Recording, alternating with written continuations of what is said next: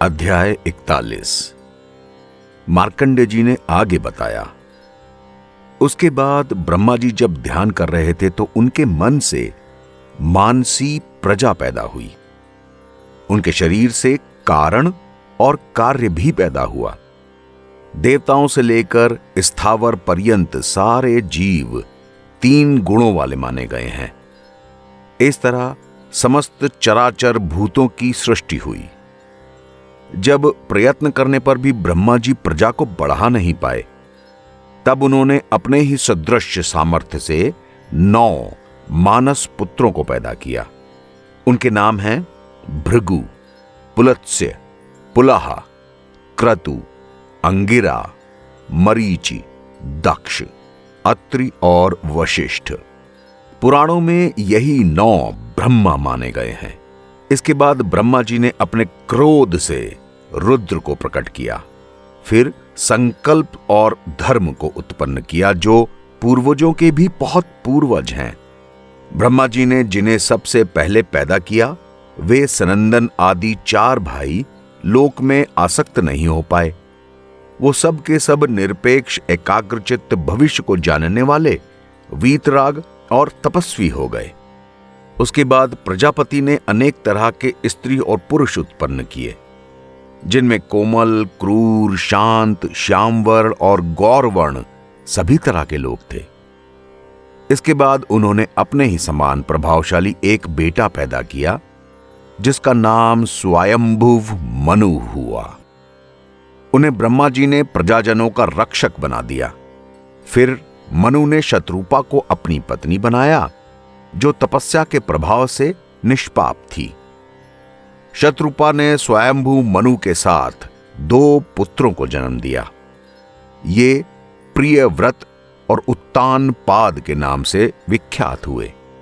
उन दोनों की अपने कर्मों में प्रसिद्धि हुई। शत्रुपा ने 2 कन्याओं को भी जन्म दिया। उनमें से एक का नाम रिद्धि और दूसरी का नाम प्रसूति था। मनु ने प्रसूति का विवाह दक्ष से और रिद्धि का विवाह प्रजापति से किया। प्रजापति रुचि और आकुति से 2 जुड़वा संतानें पैदा हुईं। उनमें एक पुत्र था और दूसरी कन्या। पुत्र का नाम यज्ञ और कन्या का नाम दक्षिणा रखा गया। यज्ञ के याम नामक विख्यात 12 पुत्र पैदा हुए। ये ही स्वयंभुव मनवंतर में 12 देवता कहलाते हैं। दक्ष और प्रसूति से 24 कन्याएं पैदा हुईं। उनके नाम ये हैं, सुनो: श्रद्धा, लक्ष्मी, धृति, तुष्टि, पुष्टि, मेधा, क्रिया, बुद्धि, लज्जा, वपु, शांति, सिद्धि और 13वीं कीर्ति। इन सबको धर्म ने अपनी पत्नी के रूप में ग्रहण किया। इनसे शेष जो 11 छोटी कन्याएं थीं, उनके नाम इस तरह हैं: ख्याति, सती, संभूति, स्मृति, प्रीति, क्षमा, सन्नति, उज्जरा, अनसूया, स्वाहा और स्वधा। इन सबको क्रमशः भृगु, महादेव जी, मरीचि, अंगिरा, पुलत्स्य, पुलह, क्रतु, वशिष्ठ, अत्रि, अग्नि और पितरों ने पत्नी के रूप में ग्रहण किया। श्रद्धा ने काम को, लक्ष्मी ने दर्प को, धृति ने नियम को, तुष्टि ने संतोष को और पुष्टि ने लोभ को पैदा किया। मेधा से श्रुत का, क्रिया से दंड का, नय और विनय का, बुद्धि से बोध का, लज्जा से विनय का, वपु से व्यवसाय का, शांति से क्षेम का, सिद्धि से सुख का और कीर्ति से यश का जन्म हुआ। ये सभी धर्म के पुत्र हैं।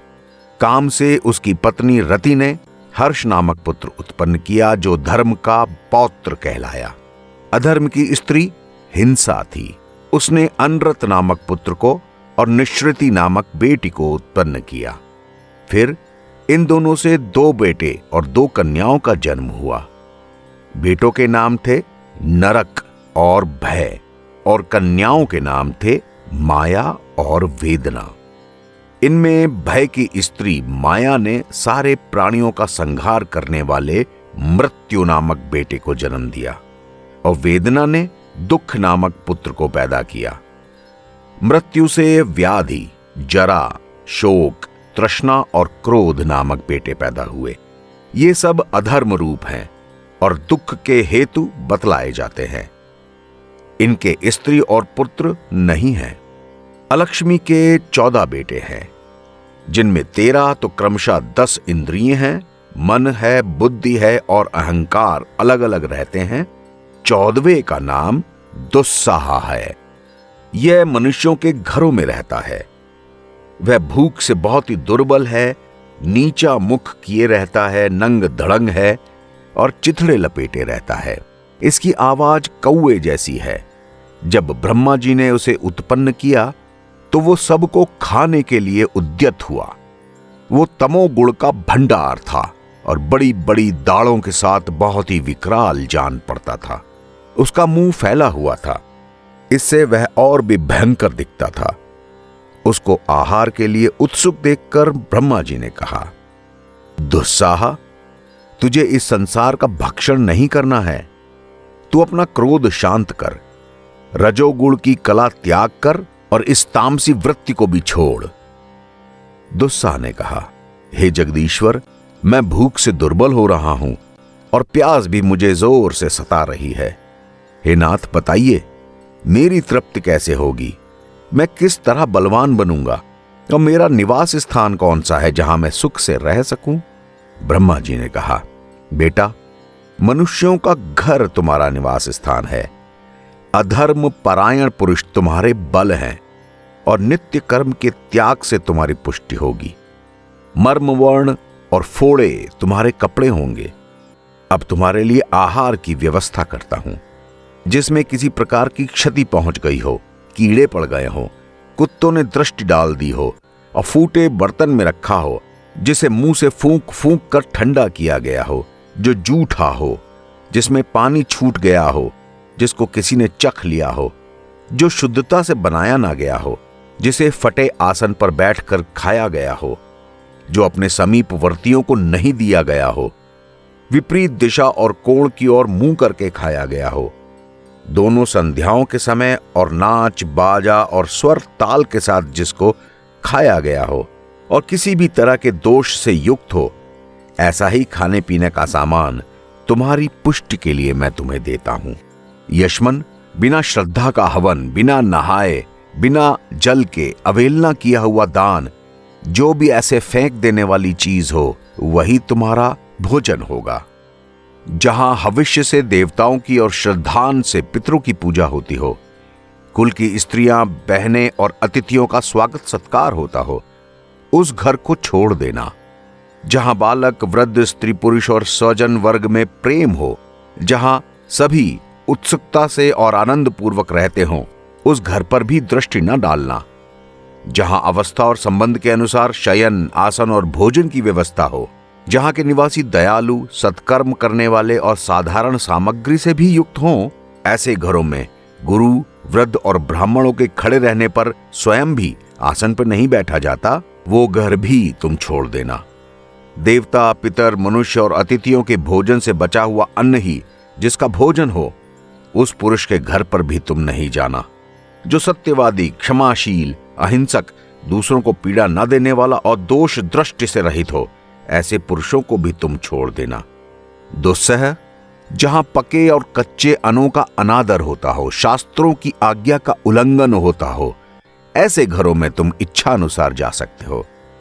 जिस घर में मनुष्य की हड्डियां हों और एक दिन और एक रात मुर्दा पड़ा रह जाए, उसमें तुम्हारा और अन्य राक्षसों का निवास हो सकता है। जो अपने भाई बंधु को और सपिंड और समानोदक मनुष्यों को अन्न और जल दिए बिना ही भोजन कर लेते हो, उस समय उन लोगों पर तुम आक्रमण कर सकते हो। इतना कहकर मार्कंडेय जी ने कहा। दुस्सह से ऐसी बातें बताकर ब्रह्मा जी अंतर्ध्यान हो गए। फिर दुस्सह ने भी ब्रह्मा जी की आज्ञा का उसी तरह पालन करना शुरू कर दिया।